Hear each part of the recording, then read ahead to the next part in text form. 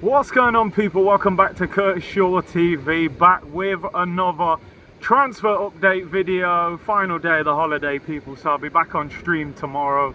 And big up to everyone for the well wishes on my birthday yesterday. Really appreciate it. Had a great time out here with the family, and then back to business tomorrow, people. Just to give you a bit of insight, I got a message this morning on WhatsApp saying Arsenal making moves, check Twitter. I'm like, wow, what's going on? Is some big news happening? So then I go on Twitter and I see Fabrizio Romano, here we go. Kepa will sign for Arsenal, £5 million. I'm like, all right, cool. We knew that was happening anyway. I'm not too excited about that. Backup goalkeeper, better than Neto, who we had last year. Don't get why we're buying more Chelsea players. But yeah, it is what it is. Second choice keeper, not the end of the world. But then, the main thing of the day, Arsenal have made an offer of €11 million for Christian Norgaard from Brentford. Norgaard? Who's this? Odegaard's cousin? Like, what's going on here? Norgaard, fam. 31 years of age, from Brentford, Danish international, 2 years left on his contract. I mean,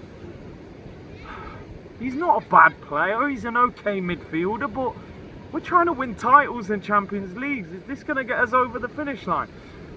I don't really understand it. I don't know what's crazier, the fact we're trying to sign Norgaard, or the fact apparently Brentford are set to reject the offer. It's like moving to a 4 out of 10 in the nightclub and she says no.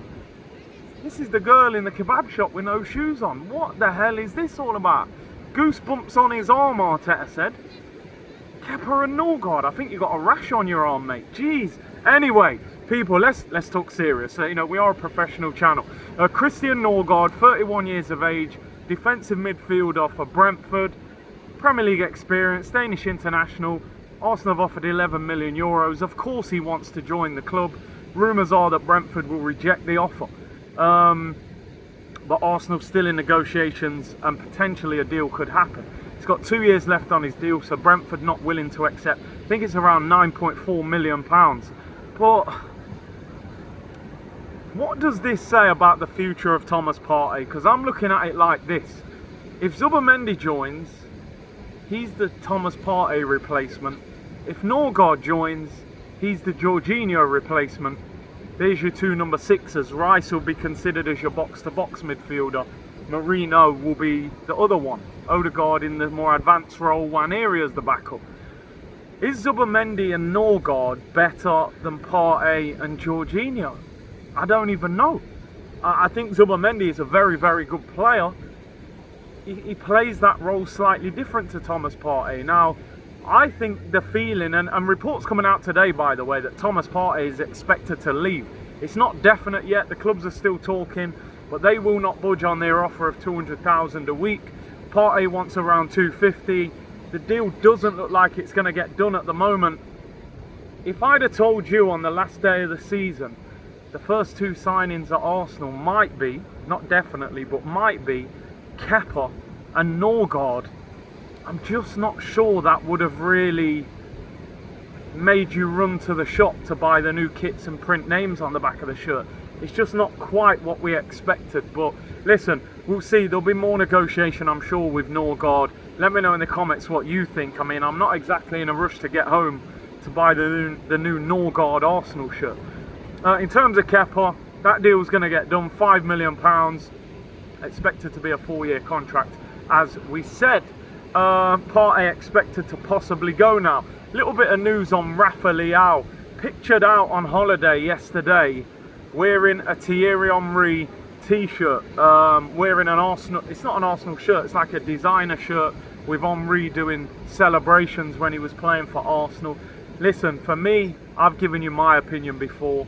Berta apparently has him on the hit list of wingers if it isn't Rodrigo. I've said multiple times on this channel I would take Rafa Leao, believed to be available for around 75 million. If it isn't Rodrigo, I would take Leao at Arsenal. He's better than any of our left wingers in my opinion. He would bring excitement to the club. But let's see what happens with that. I mean, he's wearing a t-shirt. It's not like he's actually doing his medical at London Colney, people. Noni Madueke. I mean, there'll be people in the comments saying, I don't want Leao, which is fair enough, but we could end up with Madueke, so, you know, I think you need to figure out what works best. But Noni Madueke, apparently Chelsea want £50 million for him. I wouldn't pay 50 Jamaican dollars for him, I'll be honest, but what are we obsessed with this Chelsea recycling bin for? Noni Madueke, apparently Arsenal not willing to pay 50 million. They're going to look at other wingers and maybe revisit this one later in the summer. I really hope they don't revisit this one later in the summer, because for me, you do not bring Noni Madueke to Arsenal. That is for damn sure. So that's a winger that I hope we don't end up getting. And finally, it wouldn't be a transfer show without talking about Sesko and Gyökeres.